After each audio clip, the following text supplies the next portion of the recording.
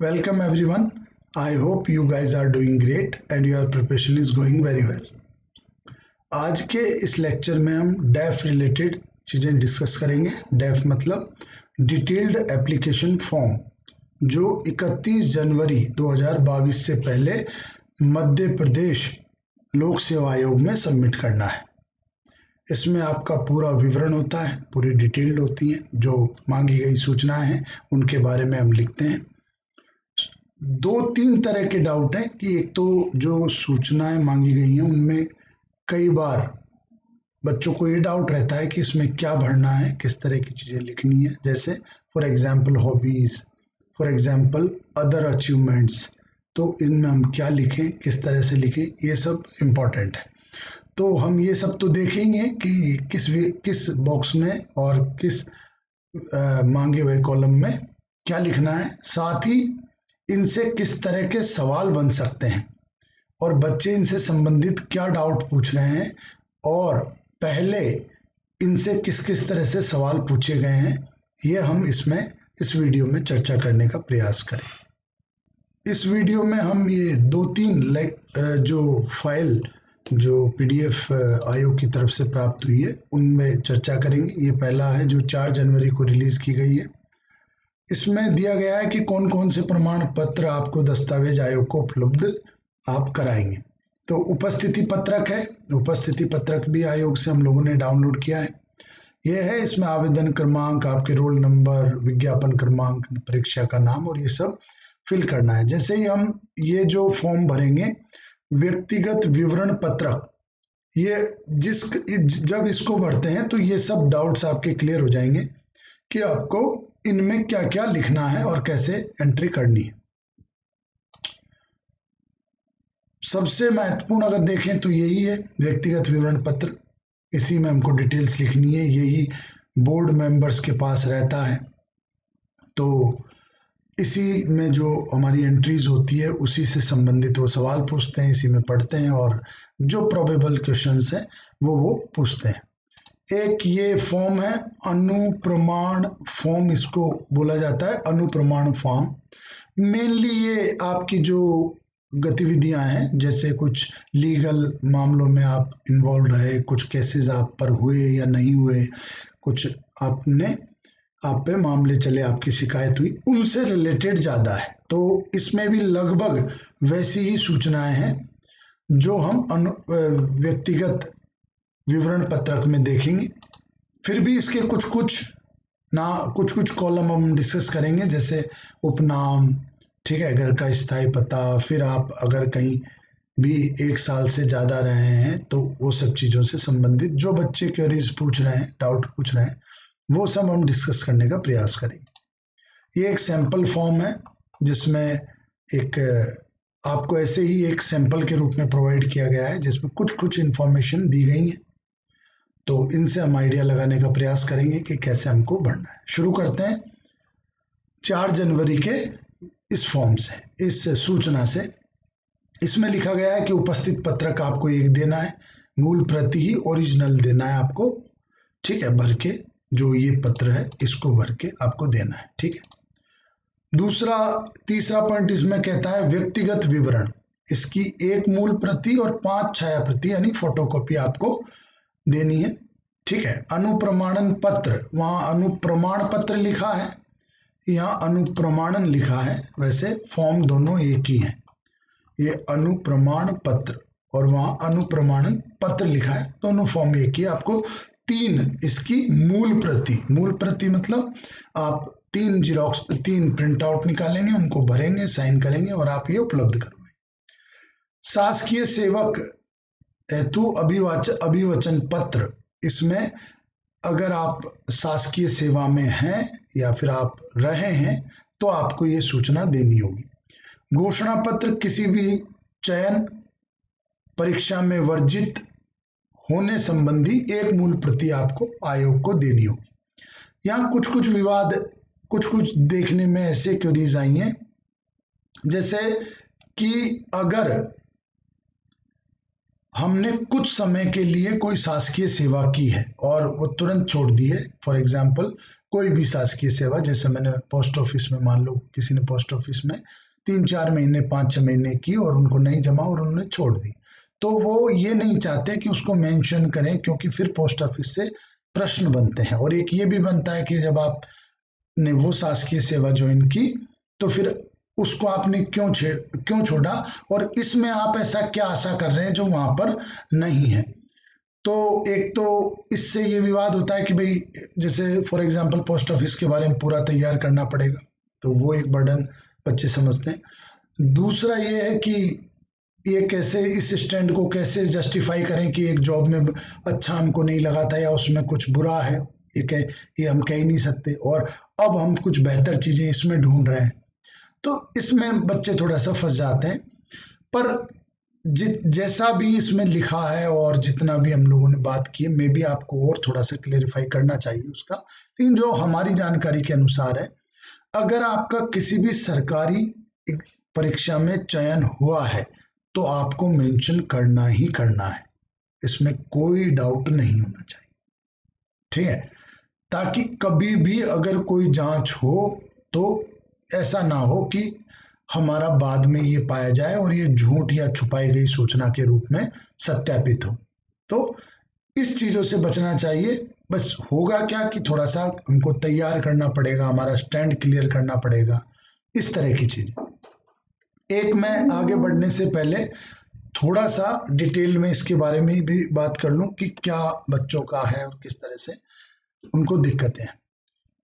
जैसे जिनको थोड़ा टाइम हो गया है और टाइम नहीं भी हुआ है, तो वो ग्रेजुएशन वाले प्रश्नों में थोड़ी समस्या उनको आ रही है, प्रॉब्लम्स आ रही है। क्यों? क्योंकि बहुत ज्यादा कंसंट्रेशन से दिन रात मेहनत करके उन्होंने पीएससी का ही पढ़ा है पिछले कुछ वर्षों में, तो ये ग्रेजुएशन थोड़ा डल सा हो गया है, या कुछ का केस ऐसा है कि इतनी ध्यान से की भी नहीं थी, तो चीजें पता हो, मतलब उस समय ही चीजें क्लियर नहीं थी, तो अब तो क्या ही क्लियर है। तो उनको एक ऐसा बर्डन लग रहा है कि ग्रेजुएशन से कितना पूछते हैं और क्या हमको पूरा डेप्थ में पढ़ना पड़ेगा। इसका सिंपल सा जवाब है कि ग्रेजुएशन से बिल्कुल मेजर सब्जेक्ट है, और अगर हम बोलें कि इंटरव्यू के मेजर सब्जेक्ट में से कुछ अगर हैं तो वो ग्रेजुएशन भी है, हॉबी है, अगर हमारा कोई अभी जॉब है तो वो जॉब है, हमारा डिस्ट्रिक्ट है, अगर कुछ पोस्ट ग्रेजुएशन और ये सब हमने किया है तो वो है, अगर कोई बहुत ही बढ़िया एक्स्ट्रा अचीवमेंट है, जैसे आपने कहीं बड़े स्तर पर पार्टिसिपेट किया, अपने स्टेट को रिप्रेजेंट किया, मे बी कुछ केसेस में अपने कंट्री को रिप्रेजेंट किया, तो इस तरह की चीजें हैं। तो ये 4-5 चीजें हैं जो मेजर टॉपिक है for a personality test. Interview के लिए ये मेजर टॉपिक है, क्योंकि इनसे आपका पर्सनालिटी रिफ्लेक्ट होता है, पता चलता है। तो चाहे आपने जैसा भी किया हो, जिस भी तरह से, पर ग्रेजुएशन, पोस्ट ग्रेजुएशन और maybe higher education, other जो भी पीएचडी एंड ऑल है, वो आपको अच्छे से प्रिपेयर करनी पड़ेगी। हॉबी आपको अच्छे से प्रिपेयर करनी पड़ेगी। अगर आपने कोई जॉब किया है या करंट आप जॉब में है तो मेजर क्वेश्चंस वहां से बनेंगे, ठीक है। इस तरह की चीजें आपको प्रिपेयर करनी पड़ेंगी। तो ये डाउट है, और कुछ डाउट ऐसे हैं कि किसी के नाम में मिस्टेक है, तो नाम से में मिस्टेक है, उसमें हम क्लियर बता दें कि 10th की मार्कशीट जो है वही फाइनल है। चाहे आपका नाम हो, आपके गार्जियन का नाम हो, 10th की मार्कशीट फाइनल है। जो 10th की मार्कशीट में लिखा है वही आपके सभी दस्तावेजों में होना चाहिए। कुछ केसेस में ऐसे हैं कि जो जाति प्रमाण पत्र है उसमें नाम लिखा गया है, पिताजी का केवल नाम लिखा गया है, सरनेम नहीं, और आपकी जाति लिखी गई है और प्रमाणित किया गया है कि भाई आप इस जाति के हैं। तो कुछ बच्चों का डाउट ऐसा है कि सर यहाँ सिर्फ मेरा नाम है, जैसे फॉर एग्जाम्पल अमिताभ, तो या अमित, तो अमित नाम है, अमित ही लिखा है, मैं अमित सिंह लिखता हूं तो सिंह नहीं है। यहाँ अगर मेरे पिताजी का नाम राजेश सिंह है तो राजेश लिखा है, सिंह नहीं लिखा है, और नीचे जो भी जाति है उस जाति को सर्टिफाई किया है। इस मामले में फिर भी आपको और भी एक्स्ट्रा जांच करनी चाहिए, पर जो रेस्पॉन्स है वो ये है कि कास्ट सर्टिफिकेट में बिल्कुल चल जाता है कि आपका नाम है, पिताजी का नाम है और ये जाति है, तो ये सर्टिफाई है। पर फिर भी अगर ऐसा हो सकता है कि आपका नाम ये चेंज हो सके या नया कास्ट सर्टिफिकेट बन सके, तो बिल्कुल आप बनाइए। और एक ये चीज भी हम यहाँ पर एकदम क्लियर करना चाहते हैं कि कोई भी सूचना या कोई भी आपकी क्वेरीज जो है वो आप किसी से भी पूछते हैं, मान लो मुझसे भी पूछते हैं, तो भी हम हमारा अनुभव बता सकते हैं, हमने जो लोगों से पूछा है वो बता सकते हैं। आपको रिलेटेड विभाग से कंफर्म करना ही चाहिए, एकदम करना चाहिए। इसमें जीरो टॉलरेंस लेके आपको चलना चाहिए। अगर कोई कमीशन से रिलेटेड है तो आप कमीशन के कॉन्टेक्ट नंबर है, उनके क्वेरीज नंबर है, तो वहां पे आप कॉल कीजिए। अगर कहीं कोई सर्टिफिकेट से रिलेटेड है, patwari, tehsildar, whatever it is, SDM and all, तो आप वहां कॉल करके पूछिए। बट फाइनल आप ऑथराइज्ड ऑफिस का ही मानिए। ठीक है, हम एक आपको अंदाजा दे सकते हैं, बट मान लो नहीं चले वहां पर, जैसे होता ऐसा है कि हम इंटरव्यू देने गए, although they are very cooperative, कि अगर आपने ये कुछ व्यक्तिगत इस प्रमाण फॉर्म में, व्यक्तिगत विवरण फॉर्म में जो डेफ है उसमें कुछ मिस्टेक की है, तो वो आपको नया प्रिंट आउट लेके देंगे और वहीं पर आपको सही चीजें भरवाने में हेल्प करेंगे। ठीक है, तो ये होगा। बट ये नहीं होता है कि आप वहां सर्टिफिकेट कोई लेकर गए और आपने बोला कि मैं बाहर से मंगवा लेता हूँ या ये अरेंज कर लेता हूँ, तो ये नहीं चलेगा। ऑल्दो वो बोल देते हैं कि भाई कुछ टाइम दे देते हैं, लेट से 15 डेज 30 डेज, कि भाई आप इतने समय में ये प्रमाण पत्र हमको बना के दीजिए या संशोधित करा के दीजिए, ये सब वो कर देते हैं। फिर भी अभी समय है और हम नहीं चाहते कि इंटरव्यू के जस्ट पहले आपको किसी भी प्रकार का अननेसेसरी स्ट्रेस क्रिएट हो। ठीक है, तो आप अभी से पूरा करवाइए और आप 2-2 3-3 जगह क्रॉस चेक कीजिए। फाइनल आप अथॉरिटी से चेक कीजिए, जो आंसरेबल अथॉरिटी है, जो फाइनल अथॉरिटी है, उससे आप क्रॉस चेक कीजिए और उसी का मानिए भी। ठीक है, तो सर्टिफिकेट से रिलेटेड इश्यूज हैं वो आप ऐसे दूर कीजिए। कुछ के सर्टिफिकेट, कास्ट सर्टिफिकेट, इनकम, मूल निवास सर्टिफिकेट पुराने हैं। ठीक है, तो आप पुराने अवॉइड कीजिए, आप नए बनवाइए। ठीक है, नए सर्टिफिकेट बनवाइए और नए सर्टिफिकेट लेके जाइए। जैसे डिजिटल सर्टिफिकेट अब बनने लगे हैं, तो डिजिटल सर्टिफिकेट लेके जाइए। कुछ जगह डिजिटल सर्टिफिकेट्स में जो इसमें व्याख्या उल्लेख किया गया है गोल्ड सील का, तो वो गोल्ड सील नहीं है।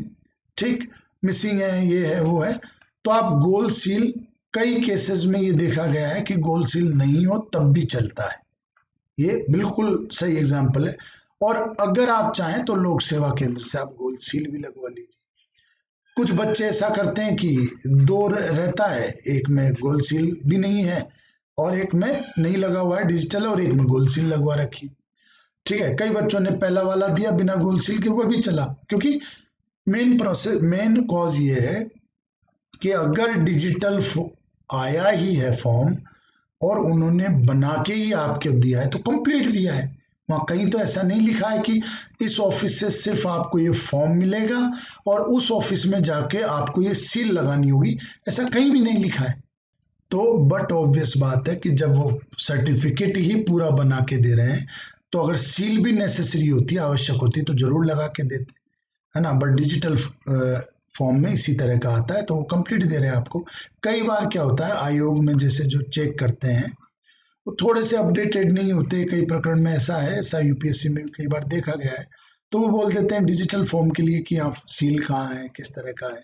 फिर जब आगे और बातें करते हैं तो चीजें क्लियर हो जाती है। पर आप चाहो तो आप दोनों ही ले जा सकते हो, या आप डिजिटल प्लस उस पर लोक सेवा केंद्र की सील लगी हुई ले जा सकते हो, ये एकदम क्लियर है। तो कुछ बातें क्लियर होगी। पहला, आप सर्टिफिकेट संबंधित ऑफिस से ही फाइनली अप्रूव कराएंगे, चाहे आप सलाह किसी से भी लें। दूसरी बात, सर्टिफिकेट्स आप नए बनाएंगे, ज्यादा समय नहीं हुआ होना चाहिए। तीसरी बात, नाम आम से संबंधित 10th की मार्कशीट ही फाइनल है, इसमें जो है वो फाइनल है।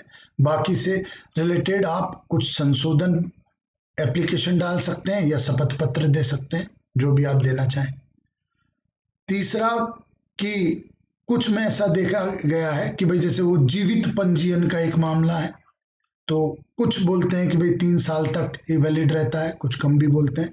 तो आप बिल्कुल पंजीयन कार्यालय से पूछिए, अगर आपका 3 साल पहले का है तो आप नया पंजीयन करवाइए और बनवाइए।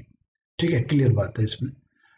अगला, कुछ बच्चों का ऐसा देखा गया है कि उन्होंने जाति सर्टिफिकेट बनाया है, और जैसे लेट से ओबीसी केस में, और उनके यहाँ पर आय भी लिखी है, बिकॉज नॉन क्रीमी उनको क्लेम करना है।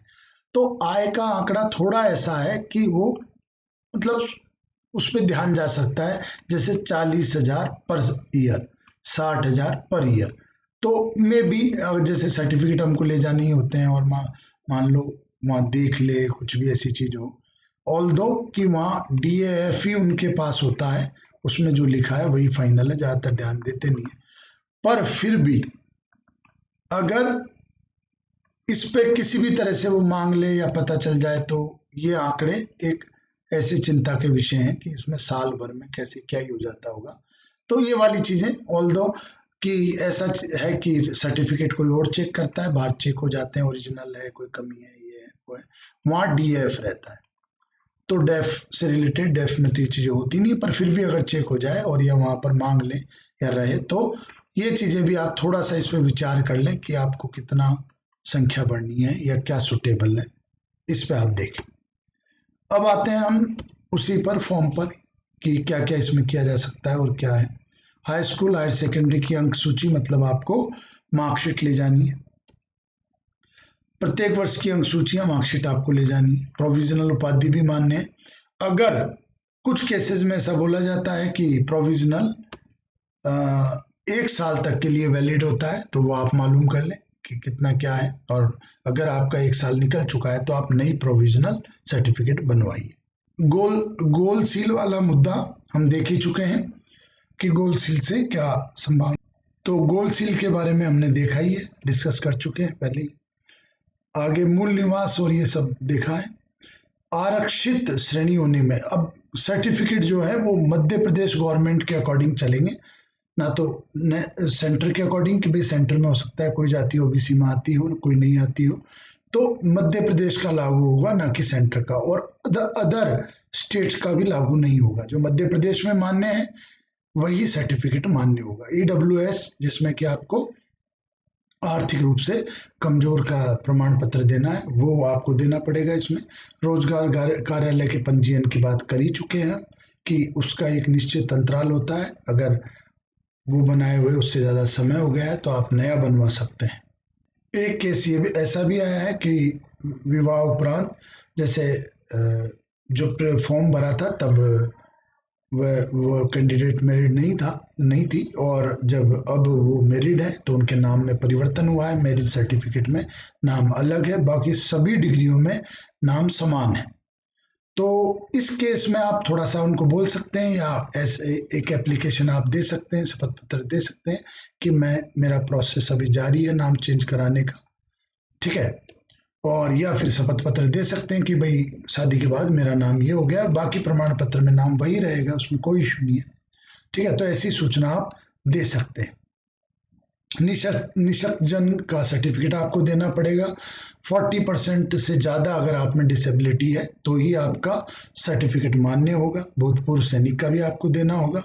शासकीय सेवक होने की स्थिति में विभाग द्वारा जो नो ऑब्जेक्शन सर्टिफिकेट है, NOC है, वो आपको देना पड़ेगा। अगर उसको मिलने में टाइम लग रहा है तो आप जो एप्लीकेशन दी है उसी को सत्यापित करके दे सकते हैं। एप्लीकेशन आपने लिखी, रिसीविंग और ये सब आपने उसको सत्यापित कराई, और वो एप्लीकेशन आप दे सकते हैं। किसी भी हालत में ये सब सूचनाएं, ये सब दस्तावेज, ये सब फॉर्म आपके आयोग में 31 जनवरी से पहले पहुंच जाने चाहिए। इसमें क्लियर लिखा है 31 जनवरी के बाद में किसी भी तरह मान्य नहीं होगा, चाहे डाक से, चाहे आप खुद दे के आए, मान्य नहीं होगा। तो आप बहुत ये एकदम इंश्योर कर लें, जीरो टॉलरेंस लेके चलें कि ये हमको पहले ही दे देना है। अब हम दूसरे फॉर्म पे आ जाते हैं। ये उपस्थिति पत्र है, ये हम जब व्यक्तिगत प्रमाण विवरण पत्र भरेंगे तब ही इसको देख लेंगे, इसी डिटेल को वहां पर कुछ को भरनी है तो ये हम देख लेते हैं। इसके लिए हम एक एग्जाम्पल फॉर्म लेते हैं, जैसे सैंपल फॉर्म ये लिया गया है और इसमें कुछ इसको हम डिस्कस करते हैं, तो हो सकता है उससे आप में क्लियरिटी आए। दूसरा, इसमें संबंधित प्रश्न किस तरह के बनते हैं, यहाँ छोटे से छोटे और बड़े से बड़े प्रश्न को हम डिस्कस करेंगे। मैक्सिमम पॉसिबल प्रश्न कि भाई क्या क्या पॉसिबल हो सकता है, क्या बन सकते हैं, सिली से सिली और बड़े से बड़ा, ये सब हम डिस्कस करेंगे इसमें। ये फर्स्ट है आवेदन क्रमांक, जो आपके मेंस में एप्लीकेशन फॉर्म है, एप्लीकेशन नंबर है, वो आपको यहाँ पर लिखना है। यह एम से स्टार्ट होता है, प्री वाला PFS कुछ ऐसे स्टार्ट होता है, PFS से, तो प्री वाला नहीं लिखना है, ये मेंस वाला ही लिखना है। ये कुछ नंबर छुपाए गए हैं तो M और इस तरह के आगे नंबर आएंगे, वो एक पहचान है इसकी।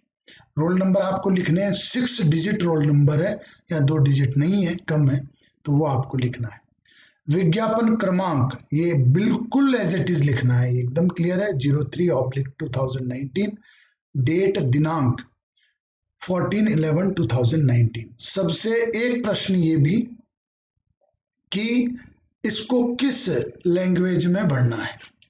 कुछ इंग्लिश मीडियम वाले बच्चे बोलते हैं सर कुछ टेक्निकल वर्ड्स में हम कंफर्टेबल नहीं है हिंदी में, तो क्या हम इसको इंग्लिश में भर सकते हैं?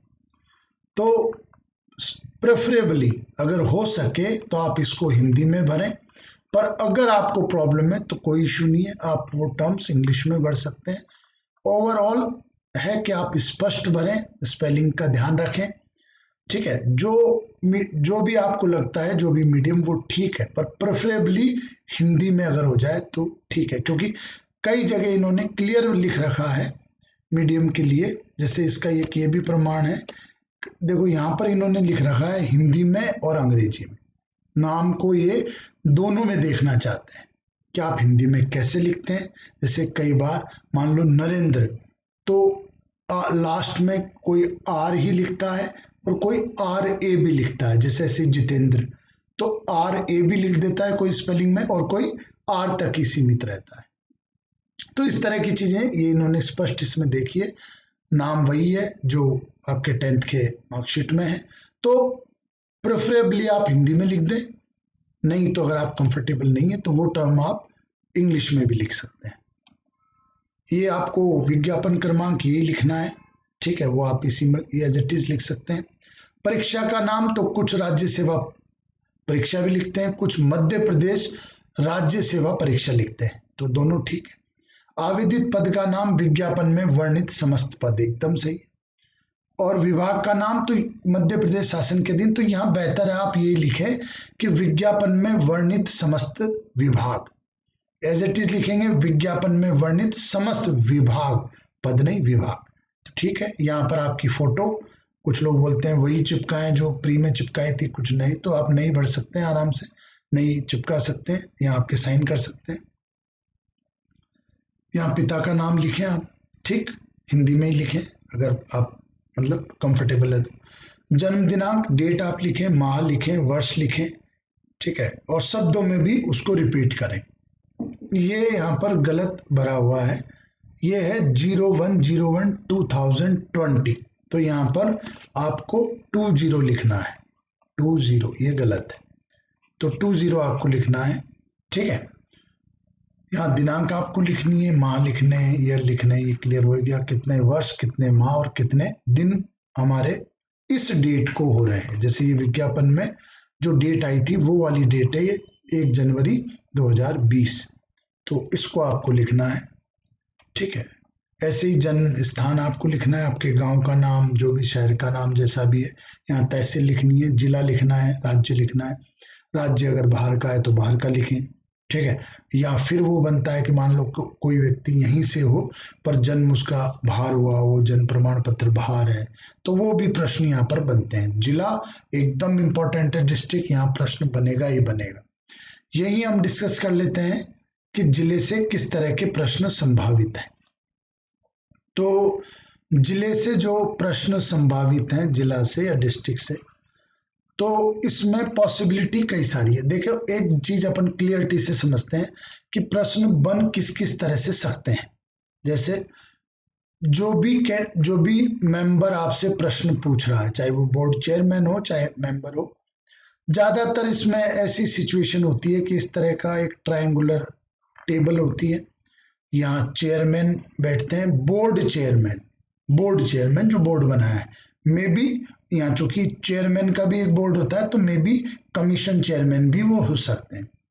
यहाँ M1 यानी मेंबर 1 और यहाँ M2 यानी मेंबर 2 बैठते हैं, यहाँ पर कैंडिडेट बैठते हैं, ठीक है, और प्रश्न पूछे जाते हैं मेनली जनरली, और ऐसा होता ही है, चेयरमैन स्टार्ट करते हैं और चेयरमैन ही अंत करते हैं, जो भी सलाह मशवरा से और इस तरह का। और ऐसा बोला भी जाता है कि चेयरमैन का, बोर्ड चेयरमैन का वेटेज ज्यादा है और फाइनली मार्किंग वही करते हैं, जैसा भी है वो एक अलग लुकआउट है, पर इस तरह का रहता है। तो यहां हम डिस्कस ये कर रहे थे कि जो मेंबर हैं उनका खुद का एक्सपीरियंस मतलब किस सेवा में रहे हैं, कहाँ पर उन्होंने जॉब किया है, किस कैसा उनका अनुभव रहा है, तो ये उनके पर्सनल एक्सपीरियंस, पहली चीज ये है।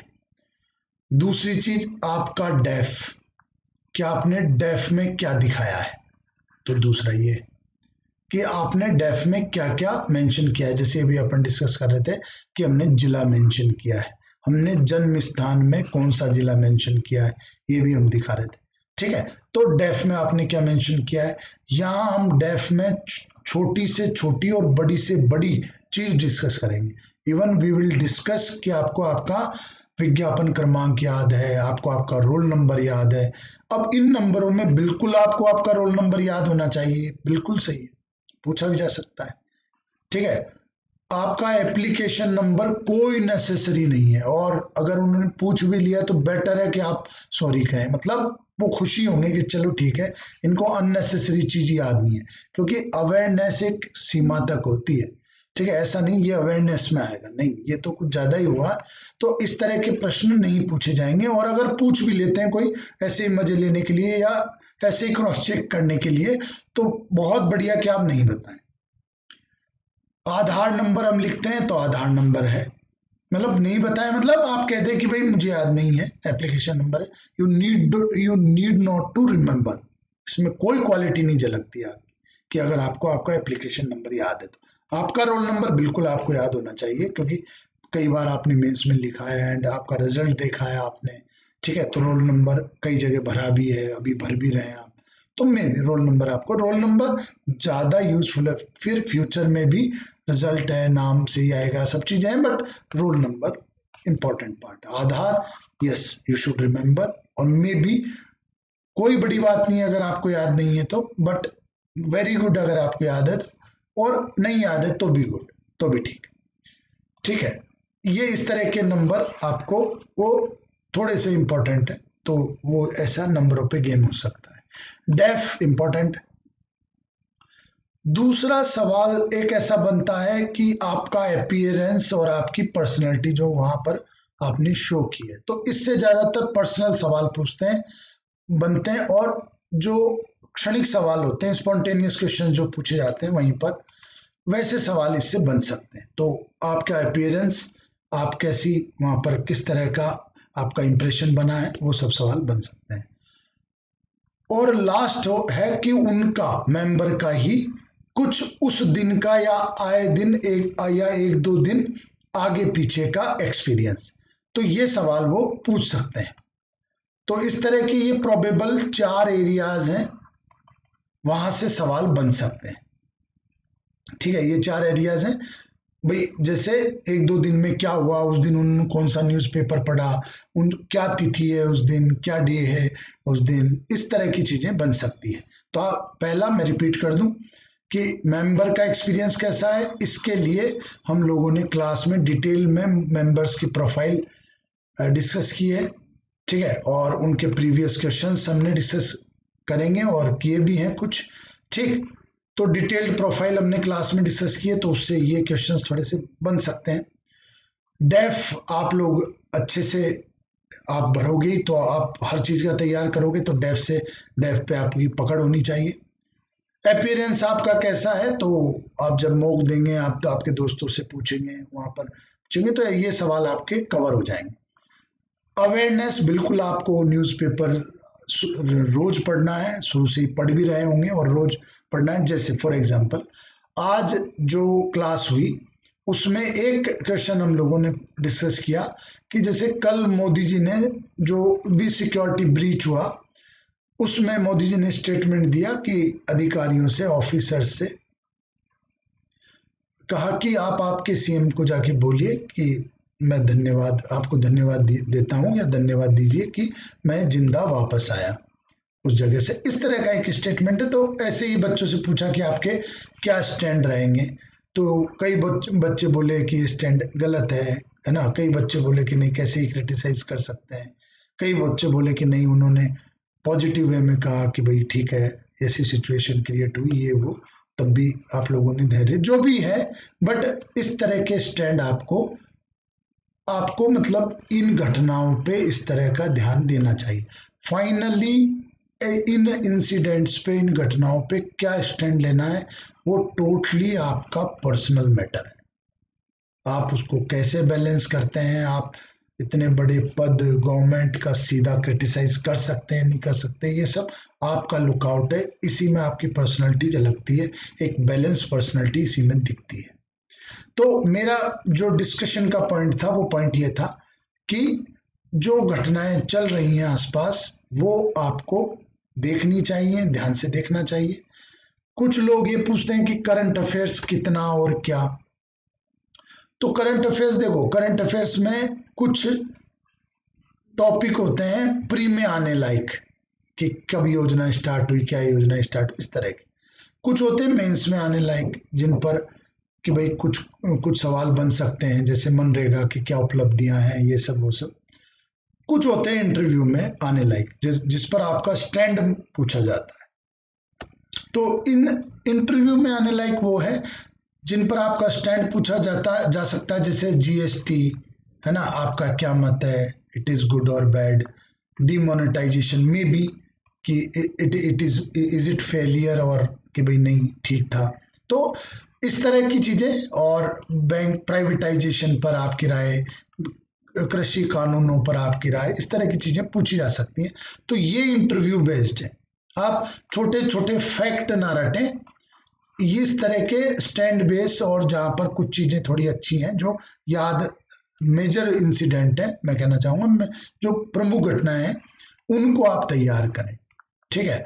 और CMICS उसके लिए ये करेगा कि आपको, जैसे हम लोगों ने, मैं क्लास का भी आपको एक बता दूं कि किस तरह से चीजें आगे बढ़ाई हैं। जैसे पहले 2-3 क्लास में हमने मेंबर प्रोफाइल डिटेल में की है, ठीक है, कि भाई किस तरह के इनका अनुभव रहा, किस तरह के प्रश्न इनसे एक्सपेक्टेड हैं, तो ये हम ऑलरेडी कर चुके हैं। मेंबर प्रोफाइल, जैसे हमारा मानना है first you should know interview process of MPPSC first, कि ये क्या प्रोसेस है, कौन मेंबर्स हैं, क्या उनका बैकग्राउंड है, किस तरह के प्रश्न पूछे जाते हैं, और ये सब चीजें। तो फर्स्ट स्टेप हमारा ये हो चुका है कि हमने डिटेल से ये सब चीजें डिस्कस की है। दूसरा प्रोसेस हमको लगा है कि अब सभी बच्चे डेफ भरने की थोड़ी जल्दबाजी में हैं, और डेफ को वो फाइनलाइज करना चाहते हैं ताकि एक स्टैंड बना सकें, जैसे हॉबी उनको फाइनल करनी है, कुछ जॉब एक्सपीरियंस या कुछ डिग्री जो चल रही हैं या हो चुकी हैं या उन्होंने बीच में छोड़ी हैं, उनको मेंशन करें या नहीं करें, इस तरह की चीजें वो डिस्कस कर रहे हैं अभी। तो ये वो फाइनल करना चाहते हैं जल्दी से जल्दी। तो ये हमने सेकंड स्टेप रखा है कि आप 30 से 40 मिनट का 30 से 40 मिनट का टाइम हमसे निजी तौर पर ले सकते हैं, 1 to 1 डिस्कस कर सकते हैं। ये कल से 10 बजे से ऐसा टाइम स्टार्ट है। 2 दिन का बुकिंग है ना, 2-3 दिन का हमने ऑल्दो लिया नहीं है, बट उतने स्टूडेंट क्लास में पहले ही बोल रहे थे कि सर हम कल आना चाहेंगे, पर फिर भी आप ऐसा कुछ नहीं है कि कोई बुकिंग है या वैसा है। आपको अगर जल्दी है, आप ज़्यादा परेशान है, तो आप आइए और आपसे 30-40 मिनट ये डिस्कशन होगा, पर्सनलाइज डिस्कशन होगा, जनरल डिस्कशन नहीं होगा, ठीक है। और फिर आपकी चीज़ें फाइनलाइज करने का प्रयास करेंगे कि ये फाइनलाइज हो जाए। देखो कॉन्सेप्ट बहुत ईजी है। क्या? जैसे हॉबी, तो ऐसा नहीं हम लोग डिसाइड करेंगे या हम लोग बोलेंगे कि आप ये हॉबी रखिए या ये मत रखिए, नहीं। उस हॉबी से रिलेटेड आप में एक फील आनी चाहिए, एक अपील आनी चाहिए। देखो मैं क्लियर बोलता हूँ इसमें से कि 90% जनता ऐसी है जिनकी कोई हॉबी नहीं है और ना ही प्रिपेयर्ड है। तो आपको बिल्कुल टेंशन नहीं लेनी है इस मामले, क्योंकि है ही नहीं भाई। कई लोग हमारे यहाँ इतना अवेयरनेस नहीं होता है बॉर्न एंड ब्रॉट अप में और हमारी पर्सनैलिटी में भी कि हम पहचान पाए कि हमारी हॉबी क्या है। और हमारे यहाँ इतना लग्जरी टाइम और लग्जरी कैपेबिलिटीज भी नहीं है, एक्स्ट्रा कैपेबिलिटीज भी नहीं है हमारे पास कि हम हमारा जो कैरियर भी प्रिपेयर करें और हमारी हॉबी को भी उस लेवल पर परसीव करें। There is nothing negative on that, ठीक है। ये कोई ऐसा नहीं दिखता है कि आपकी पर्सनैलिटी में हॉबी नहीं है, आप कैसी पर्सनैलिटी है, ऐसा कुछ नहीं। बट ठीक है, कुछ आपकी लाइक हो सकती है, कुछ पसंद हो सकती है, उस पसंद पे ही आप थोड़ा सा काम करें, थोड़ा सा वर्क मतलब चीज़ें इकट्ठी करें, जानें, कुछ अच्छे फैक्ट खोजें, ठीक है।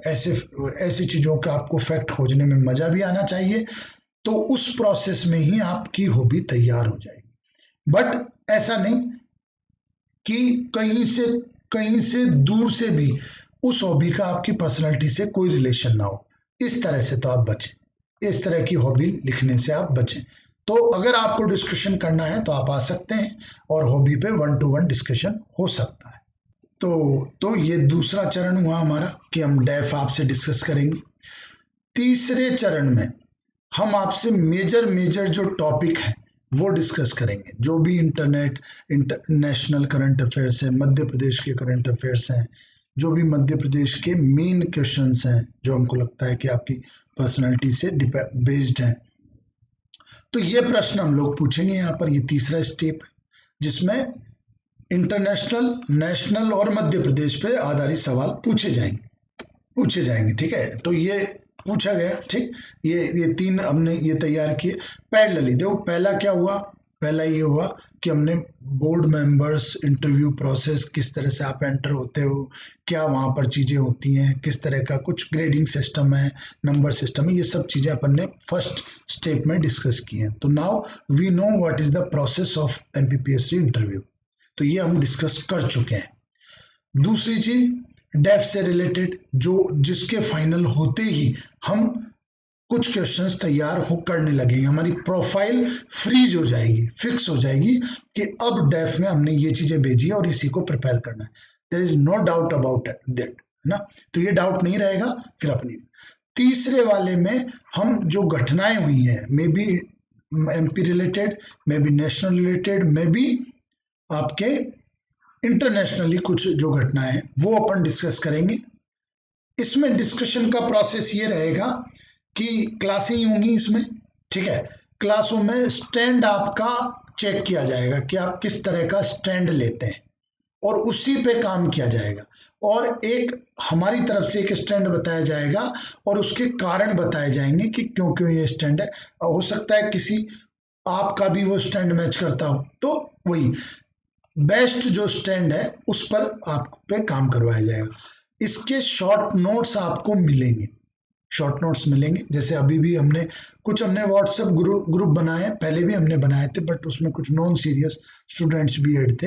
अब हमने फाइनल कुछ व्हाट्सएप ग्रुप बनाए जिनको हम स्ट्रिक्टली मॉनिटर कर रहे हैं और वहां उस ग्रुप को एक हेल्दी ग्रुप बनाए रखा जा रहा है, इसमें पूरा एफर्ट किया जा रहा है, ठीक है। तो वो ग्रुप मेंटेन किए जा रहे हैं। वहां पर इस तरह के जो अब तक के नोट्स हैं वो भी हम लोगों ने अपलोड किए हैं और आगे भी जो भी नोट्स हैं वो हम अपलोड करते रहेंगे। तो हम आपको डिटेल्ड में नोट्स देंगे, ठीक है, उन नोट्स में स्टैंड भी क्लियर होगा तो आप उनको रिवाइज करके जा सकते हैं। आपका कोई ऐसा नेसेसरी नहीं है कि आप करंट अफेयर्स पढ़ें और आपके आपके खुद के स्टैंड बनाएं। हो सकता है किसी की कोई पर्सनैलिटी में ऐसा हो कि जब तक मैं पढ़ नहीं लेता हूँ, चीजें जान नहीं लेता हूँ, तो मुझे फील नहीं आती है, तो उस केस में आप पढ़ सकते हैं। ठीक है, तो इस तरह की, तो मैं एक क्लियर कर दूं, पहला हमने प्रोसेस को जाना है, दूसरा डेफ हम फाइनल करने जा रहे हैं कल से।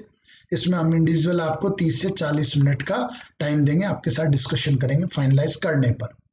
हम आपको, आप हॉबी बताओगे, हम आप हॉबी पे क्रॉस क्वेश्चन पूछेंगे, हम आपको आपकी हमारी व्यू देंगे कि हमको आपकी हॉबी सुन के कैसा लग रहा है, आपकी पर्सनैलिटी के अकॉर्डिंग, और कैसे कैसे सवाल पॉसिबल है और आप आंसर कर पा रहे हैं नहीं कर पा रहे हैं, ये हमारी तरफ से किया जाएगा। तीसरा, जो भी मध्य प्रदेश, नेशनल, इंटरनेशनल, इन सब के टॉपिक आपको डिटेल में कवर किए जाएंगे जो पॉसिबल है, और उनके नोट्स भी आपको दिए जाएंगे। तो मैं पर्सनली ये रिकमेंड करता हूं, there is not right now, it is not time to prepare these things कि करंट अफेयर्स और फैक्ट है और ये सब। पहले आप इन दोनों चीजों पर काम कीजिए, आप आई प्रोसेस को जानिए और डेफ फाइनलाइज कीजिए, उसके बाद पढ़ना ही पढ़ना है और मॉक इंटरव्यूज देने। तीसरा पैरेलल, फोर्थ प्रोसेस जो पैरेलली हमने आज से स्टार्ट किया है वो है क्लास मॉक। क्लास मॉक में ऐसा है कि जैसे पूरी ये क्लास बैठी हुई है, ठीक है, अराउंड आज जैसे लगभग 90 बच्चों के आसपास, और ऑनलाइन भी बच्चे जुड़े रहते हैं, और ये यहाँ पर बच्चे बैठे हुए हैं, एक बच्चा बैठा हुआ है यहाँ पर, ठीक है, और यहाँ इनसे क्वेश्चन पूछा जा रहा है और पूरी क्लास उसको देख रही, इनके एक्सप्रेशन है। कैंडिडेट, ये जो कैंडिडेट मॉक दे रहे हैं, इनका क्या पॉजिटिव है कि इतनों के सामने बोलना, ठीक है, और मतलब वो जो इंट्रोवर्ट है, जो झिझक है, वो सब इसमें दूर होती है, और अगर इनके रिव्यूज आते हैं अच्छे तो इनको कॉन्फिडेंस गेन होता है। ये सभी बोलते हैं यार बहुत अच्छा दिया है, बहुत अच्छा बोला है, ये सब, तो इनको कॉन्फिडेंस गेन होता है, क्रॉस चेक होते हैं, ये कॉन्फिडेंट होते हैं अपने बारे में। इन बच्चों को लगता है कि यार लैंग्वेज कितनी सरल है, कितना कॉन्फिडेंटली बोला है, ये सब सीखते हैं और आगे अपने इंटरव्यू के लिए प्रिपेयर होते हैं। तो ये प्रोसेस बहुत ही सही है, डेली इंप्रूवमेंट प्रोसेस है, क्योंकि किसी भी एग्जाम में, किसी भी कंपटीशन में हमारा डेली इंप्रूवमेंट होना जरूरी है, तभी जाके हम उस मिनिमम हर्डल को क्रॉस कर पाएंगे। तो ये डेली इंप्रूवमेंट का बेस्ट प्रोसेस है और बच्चे भी इससे बहुत सेटिस्फाइड है, तो पैरेलली ये प्रोसेस हमारा चल रहा है। फोर्थ प्रोसेस में मॉक होगा, मॉक हालांकि हम पैरेलली स्टार्ट कर देंगे। मॉक कौन सा? पैनलिस्ट वाला मॉक। हम वैसा ही माहौल क्रिएट करेंगे, मेंबर रहेंगे M1 M2, चेयरमैन रहेंगे, आपका मॉक होगा, आपको डिटेल वीडियो रिकॉर्डिंग और ये सब दी जाएंगी, ठीक है, और आपको पूरा फीडबैक फॉर्म दिया जाएगा। एक फीडबैक फॉर्म भी हम लोगों ने बनाया है, जो लगभग हम क्लेम कर रहे हैं कि हम लोग 10 मॉक आपके लेंगे, अगर कोई हमारे यहाँ मॉक देता है तो मिनिमम 3 और मैक्सिमम 10। क्लासेस हमारी फ्री है, आप क्लासेस निसंदेह आराम से अटेंड कर सकते हैं ऐप पे, ग्रुप में, ठीक है, क्लास में आके। तो मॉक हम 3 से 10 मॉक देंगे आपको। हर मॉक में हमने 20 से 25 पैरामीटर बनाए हैं, जिनमें आपको आउट ऑफ 10 मार्किंग की जाएगी। मे बी 2, जैसे मान लो आपकी लैंग्वेज है उस पर 2 दिया, आपका अपीयरेंस है उस पर 5 दिया, आपकी हॉबी पे 6 दिया, इस तरह का। तो continuously 1 mock, 2 mock, 3 mock, 4 mock, उसमें आप किस तरह से परफॉर्म कर रहे हैं ये प्लॉटिंग हम करेंगे, ये फीडबैक हम आपको देंगे। तो ये प्रोसेस है पूरे कि हम पूरा कंटेंट आपको कराएंगे। और समरी में मैं कहूँ तो आपकी प्रोफाइल पर और बाहर जो गतिविधियां करंट अफेयर्स और ये हुई हैं, उनमें मैक्सिमम प्रोबेबल क्वेश्चंस हम आपको दे देंगे। वो एक ना एक बार हम आपको पूछ चुके होंगे, अगर आप पूरे 10 के 10 मॉक यहाँ पर देते हैं या आप क्लास मॉक में पार्टिसिपेट करते हैं, तो 10 मॉक और क्लास मॉक इन दोनों को मिला के लगभग सभी सवाल आपसे पूछे जा चुके हों। ठीक है, ये हम इसका पूरा आपको वो करते हैं कि इस तरह का हम प्रयास करेंगे कि ताकि सभी प्रश्न आपसे पूछे जा चुके हों। हम आते हैं इसी पर। तो बात चल रही थी जिले से, तो जिले में मान लो उन मेंबर्स का अनुभव रहा हो काम करने का, ठीक है, वो आपका जिला चर्चा में रहा हो कुछ विशेष चीजें, तो इन तरह के सवाल आपसे बनेंगे। उसमें पॉवर्टी कितनी है, ये कितनी है, तो पूरी डिस्ट्रिक्ट वेबसाइट्स आपको अच्छे से छाननी है।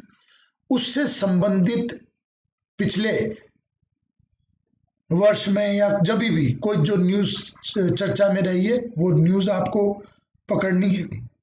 तो डिस्ट्रिक्ट को आपको बहुत ही अच्छे से प्रिपेयर करना है। पूरी वेबसाइट्स, न्यूज में कितना क्या आया है, ये सब चीजें आपको अच्छे से मॉनिटर करनी है, कवर करनी है। तो और डिस्ट्रिक्ट, जितने डिस्ट्रिक्ट का उल्लेख है उतने डिस्ट्रिक्ट आपको कवर करनी है। मे बी जैसे आपके स्कूलिंग कोई अलग डिस्ट्रिक्ट में हुई हो तो ये आपको कवर करना है। आपका मूल निवास और एड्रेस आपका अलग डिस्ट्रिक्ट का है तो ये आपको कवर करना है। तो जितने डिस्ट्रिक्ट का उल्लेख है आपको कवर करना है।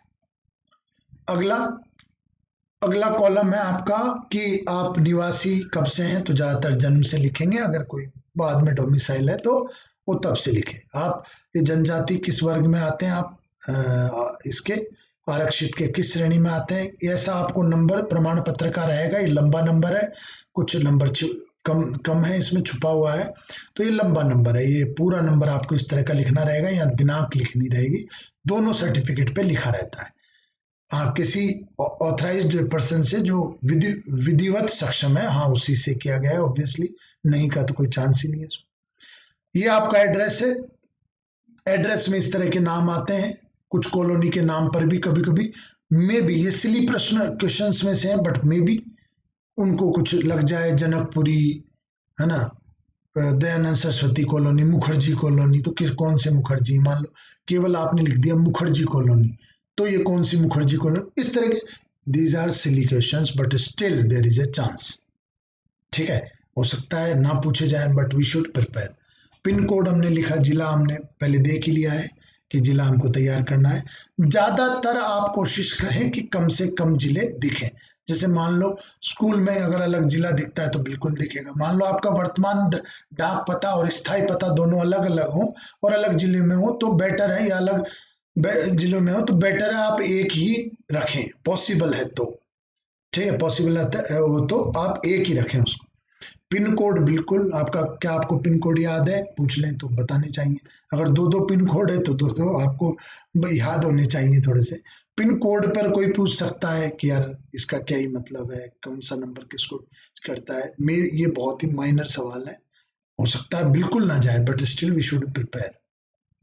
ठीक है, ये ईमेल एड्रेस है। कई का ईमेल एड्रेस बहुत अजीब होता है, जैसे जेम्स बॉन्ड 007 या नाम और 007, या कई का जैसे मैंने एक देखा है कि मैक रूल्स, मैकेनिकल से था तो मैक रूल्स, तो इस तरह के, तो आप उसको जस्टिफाई कर पाए कि ये क्या मैंने रखा है और क्या है इसका मतलब, तो इस तरह के सवाल बन सकते हैं।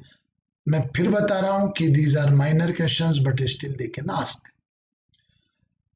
मोबाइल नंबर, तो मान लो आपके नॉर्मली मोबाइल नंबर है, इट इज ओके, बट किसी के सत्ते होते हैं, साथ ही साथ किसी का 001144 वॉट एवर इट इज, तो मे भी नोटिस हो रहा हो कि यार भाई आपके इतने 4 कैसे हैं, 4 से कोई विशेष प्रेम या वो, इस तरह का कोई नोटिस कर ले, चांस कम है बट फिर भी कर ले, तो आप उस पर भी ध्यान दें। ये आपकी जो स्कूलिंग है उसके बारे में डिटेल्ड है, ये इंपॉर्टेंट, बहुत ही इंपॉर्टेंट पार्ट है। स्कूलिंग 10th 12th में ज्यादा पूछते नहीं है, आपके परसेंटेज में पूछ सकते हैं, अगर 10th 12th में कोई गैप है तो पूछ सकते हैं। आपके विद्यालय का नाम बिल्कुल, जैसे कईयों के विद्यालय का नाम सुभाष चंद्र बोस, ये सब जवाहरलाल नेहरू, सरदार पटेल, ये सब अगर नाम है तो वो नाम आप तैयार करें थोड़ा सा। ठीक है, फिर ये परसेंटेज, फिर यहाँ 12th में इंपॉर्टेंट है, 12th के सब्जेक्ट इंपॉर्टेंट है कि उस कौन कौन से सब्जेक्ट आपने लिए हैं। अगर आपके ग्रेजुएशन में भी वैसे ही सब्जेक्ट हैं तो बिल्कुल आप इन दोनों को कैरी कर सकते हैं। अगर अलग है, जैसे इस केस में भी नहीं है, इस केस में नहीं है, बट जैसे कईयों के 12th में पीसीएम होता है या बायोलॉजी होती है, और ग्रेजुएशन उनका कुछ अलग चीज आर्ट्स से होता है, इस तरीके से होता है। क्योंकि मे बी जैसे कारण ये हो सकता है कि उन्होंने क्या किया हो कि उन्होंने अब उनको जम गया हो कि सिविल सर्विसेज करेंगे, तो सिविल सर्विसेज के लिए ये सब सब्जेक्ट ले लिए हों। तो ये सब प्रश्न आपके बन सकते हैं। ग्रेजुएशन पर मेजर आपको प्रिपेयर करना है। इस 10th 12th के सब्जेक्ट पे भी थोड़ा ध्यान देना है, but this is a major point. तो यहाँ आपको अच्छे से ध्यान देना है, परसेंटेज पर आपको ध्यान देना है। अगर आपका गैप है, जैसे इसमें दिख रहा है जैसे मैं बता दूं कि इस बार ज्यादातर बच्चे 17-18 के इस तरह के हैं, तो उनके लिए कोई गैप नहीं है। पर जैसे जैसे इस केस में कि 15, कोई 13 में पास आउट है, कोई 10 में पास आउट है, कोई 10 से पहले भी पास आउट है, तो ये गैप है। तो गैप एक अलग ही एक क्वेश्चन है। अगर गैप ज्यादा है तो बच्चा थोड़ा सा कॉन्फिडेंस फील नहीं करता है कि मुझे ज्यादा टाइम हो गया है तैयारी करते करते, अब मैं किससे जस्टिफाई करूं, क्या जस्टिफाई करूं। तो आप पर्सनली आके हमसे डिस्कस कर सकते हैं, क्योंकि ये हर किसी का अलग अलग कहानी रहती है, और अलग अलग तरीके से हम कुछ चीजें थोड़ा सा लेफ्ट राइट करके एक अच्छी सी चीजें रिप्रेजेंट कर सकते हैं। ये भी जरूरी नहीं है कि आप सभी कुछ अच्छा ही रिप्रेजेंट करो आप में, लेकिन दिक्कत है कि अगर कुछ चीजों के आप आंसर नहीं दे पाए तो थोड़ा सा कॉन्फिडेंस भी फील नहीं होता है, और ठीक भी मैसेज ना ही जाए तो बढ़िया है। तो आप आ सकते हैं इसमें गैप से रिलेटेड क्लास में और मिलने, और वो अपन पर्सनली डिस्कस कर सकते हैं, इसमें कोई इशू नहीं। ठीक है, तो गैप का ये है, तो गैप पे आप ध्यान दे सकते हैं। ये ग्रेजुएशन का सब्जेक्ट आप मेजरली तैयार करेंगे। कई लोग पूछते हैं कि सर ग्रेजुएशन के क्या डेप्थ में ही हम देखें, तो वो देखो हम मेंबर के ऊपर है। मान लो मेंबर आपके सेम स्ट्रीम से आ जाता है तो वो डेप्थ में पूछेगा। ठीक है, मेंबर का अगर उससे ज्यादा लेना देना नहीं है तो सतही भी पूछेगा, कई बार हो सकता है ना भी पूछे। इस तरह की चीजें सभी पॉसिबल है, बट हम हो सकता है पे ना जाएं, हम अपना बेस्ट प्रिपेयर करके जाएं ताकि आपका कॉन्फिडेंस बना रहे और कॉन्फिडेंस वहां पर दिखे। ये पूरी कहानी है। ठीक है, तो ये इस तरह का यहां पर है कि डेफ में इंजीनियरिंग और ये सब, जैसे अगर आप इंजीनियरिंग की बात करें तो कई कंपटीशन एग्जाम की आईएएस के लिए और इन सब के लिए छोटी सी बुक आती है, मैकेनिकल, इलेक्ट्रिकल, इलेक्ट्रॉनिक सभी की, वो आप देख लें और उसमें बेसिक बेसिक कॉन्सेप्ट्स आप देख लें। बहुत डेप्थ में जाने पर आप क्लियर सॉरी बोल सकते हैं। ठीक है, और सॉरी आप बोल सकते हैं कि सॉरी सर थोड़ा टाइम हो गया है, या मैं पीएससी और इसमें तैयारी कर रहा हूँ तो मेरा थोड़ा सा उस पर रिवाइज नहीं हुआ है, कमांड नहीं हुआ है, इस तरह की चीजें। एक ये भी अपन डिस्कस करते हैं यहाँ पर कि सॉरी कब कब बोल सकते हैं और क्या क्या है, और सॉरी के मायने क्या है। सॉरी सर जो मार्केट में प्रचलित है, सॉरी सर, है ना, उसका क्या मायने है और किस तरह से। जैसे सिचुएशन बेस्ड या कोई स्टैंड लेने वाला प्रश्न है कि आपका क्या मत है इस पर, ये है वो है, यहाँ तो सॉरी एकदम आत्मघाती है कि नहीं सर मैं कोई स्टैंड ही नहीं ले पा रहा हूँ, नहीं, और या सर मतलब कुछ भी आपके पर्सनल के बारे में पूछा कि अब आपको कैसा लग रहा है, सॉरी सर मैं नहीं बता सकता। ठीक है, आपको यहाँ बैठ के कैसा लग रहा है, क्या आपके वो है, ये सब आपका मतलब स्पॉन्टेनियस क्वेश्चन मान लो पूछा कि मान लो आपका सिलेक्शन हो जाता है तो सबसे पहले आप किसे धन्यवाद देंगे, किसे कॉल करेंगे। सॉरी सर मैं तो सोच ही नहीं सकता सर, सॉरी सर मैं तो ये कुछ करूंगा ही नहीं। ये इस तरह का थोड़ा सा अवॉइडेबल है, आप इसे अवॉइड करें। तो स्टैंड लेने वाले में और पर्सनल क्वेश्चंस में आप इस तरह से बचें। दूसरा, अगर आपको आपके हॉबी पर प्रश्न है और हॉबी पे जनरल सा प्रश्न है कि ये प्रशासन में कैसे सहयोगी हैं, इसमें आपकी कौन सी क्षमताएं इससे बड़ी हैं, ठीक है, इस तरह के प्रश्न है तो सॉरी आप नहीं बोल सकते।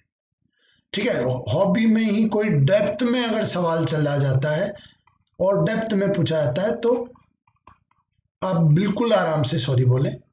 ठीक है, आपके ग्रेजुएशन और इन सब में डेप्थ में चला जाता है, अब ऐसा नहीं फिजिक्स में उसने जनरल पूछ लिया कि प्रकाश विकिरण क्या है, मान लो आपके फिजिक्स है और पूछ लिया प्रकाश विकिरण क्या है, ठीक है, और ये सब तो चीजें तो अगर जनरल और लाइट क्वेश्चन है, इजी क्वेश्चन है, तो यू शुड नॉट से सॉरी। बट अगर डेप्थ में है और ये सब है तो आराम से आप सॉरी बोल सकते हैं। तो समरी में ये है, सॉरी का कोई इम्पैक्ट नहीं जाता है। अगर आपने ऐसे सवाल में उन्होंने नहीं सोचा था कि चलो यार इसको और ग्रिल करते हैं और चलो इनसे ये डेप्थ में जाके पूछते हैं, और अगर आपने सॉरी बोल दिया, बता दिया, तो बहुत बढ़िया इंप्रेशन जाता है, इसमें कोई डाउट नहीं।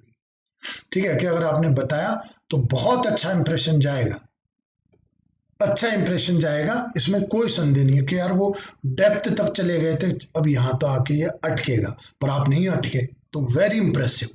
ठीक, इसमें कोई इशू नहीं। बट अगर वो उसने बहुत डेप्थ में पूछा, आपको ग्रिल करना चाहा, आपको स्क्रू, मतलब वो जब वो खुद ही जान रहा है कि यार मैं बहुत डेप्थ में जाके इससे पूछ रहा हूँ, और फिर आपने सॉरी बोल दिया, तो कोई फर्क नहीं पड़ता, इवन हार्डली कि वो याद रखेगा इस चीज को। फाइनली जब आपकी परफॉर्मेंस समराइज करेंगे तो हार्डली कि वो आप इस बात को याद रखेंगे, ये बहुत मुश्किल है। ठीक है कि हार्डली वो मेंबर्स और वो आप इस चीजों को याद करेंगे या ये इनपुट देंगे कि ये इस तरह का है, नहीं, बिल्कुल नहीं। ठीक है, ये प्रोबेबल नहीं, ये मतलब एक्सपेक्टेड नहीं। ठीक है, तो सॉरी पे भी ये चीजें हैं। अब वीडियो शायद थोड़ा लंबा हो जाएगा, तो ये पार्ट 1 में अपन रखते हैं डेफ से रिलेटेड। अगर आप चाहेंगे तो पार्ट 2 भी हम लोग बनाएंगे। तो यहाँ पर आप, अब हम यहाँ तक वो करते हैं, कहाँ तक, ग्रेजुएशन तक, कि ग्रेजुएशन से रिलेटेड सभी पूछे जा सकते हैं। अगर माननीय मेंबर सदस्यों का अगर ग्रेजुएशन आपसे मैच करता है तो बहुत डेप्थ में एक्सपेक्टेड है, नहीं करता है तो जनरल सवाल आ सकते हैं। तो ये पार्ट 1 वीडियो अपन रखते हैं, पार्ट 2 अगर आप चाहेंगे, अगर ये हेल्पफुल है तो हम बिल्कुल रिकॉर्ड करेंगे। ठीक है, थैंक यू। और आप तैयारी करते रहें, feel free to ask any question, feel free to take any time. ठीक है, कोई टाइम का दिक्कत नहीं है, कोई, बस ये लास्ट स्टेज है, you should do your best.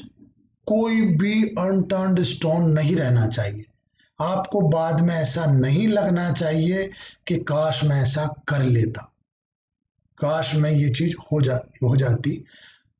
मेरी पर्सनल जो राय है, उस राय के अनुसार सबसे ज्यादा इंपॉर्टेंट है आपका पर्सनल विजुअलाइजेशन फॉर यू, कि आप खुद सोचें, खुद इनपुट्स पे काम करते रहें, खुद ये सोचें कि यार मैंने वहाँ ऐसा किया था, वहाँ मेरा ऐसा प्रदर्शन था और मेरा ऐसा ऐसा। ये फर्स्ट प्रायोरिटी है इम्प्रूवमेंट की। सेकंड प्रायोरिटी जो मुझे लगती है वो है क्लास मॉक। ये डेली इम्प्रूवमेंट है और ये डेली सुधार होता है और सबके सामने, और अपने पीयर ग्रुप का फीडबैक मिलता है, इतने बंदों का फीडबैक मिलता है, उनके सामने हम बोल पाते हैं। तो ये सब सुविधाएं आपको फ्री हैं, आप क्लास में आ सकते हैं और क्लास मॉक का पार्ट बन सकते हैं। तीसरा जो हेल्पफुल है वो है जो मॉक पैनल, जो आपके रेगुलर मॉक होंगे जिसमें प्रॉपर 3 मेंबर का पैनल बैठेगा डाइवर्सिफाई, और वो आपको फीडबैक देंगे, वो है। तो इस में आपका इम्प्रूवमेंट होना चाहिए। ऑब्वियसली रीडिंग, विजुअलाइजेशन और ये सब तो साथ में चल ही रहा है, पर ये मेरे व्यक्तिगत अनुसार ये 3 चीजें, ये सबसे ज्यादा लाभकारी है आपका पर्सनल विजुअलाइजेशन। पर यहाँ कभी कभी ऐसा हो जाता है कि अपन अपनी ही सोच में बंद कर रह जाते हैं और दूसरे का फीडबैक नहीं ले पाते हैं। अगर आप उतने इंटेलेक्चुअल हैं, उतने मैच्योर हैं, तो फिर आपके लिए फीडबैक ठीक है। दूसरा है क्लास मॉक का, ये भी एकदम इंपॉर्टेंट है। ठीक है, बहुत इंपॉर्टेंट है ये प्रैक्टिस में। तो ये मेरे अनुसार है। फिर मिलते हैं, अगर आपको लगेगा तो रिमेनिंग पार्ट अपन देखेंगे। Thank you very much.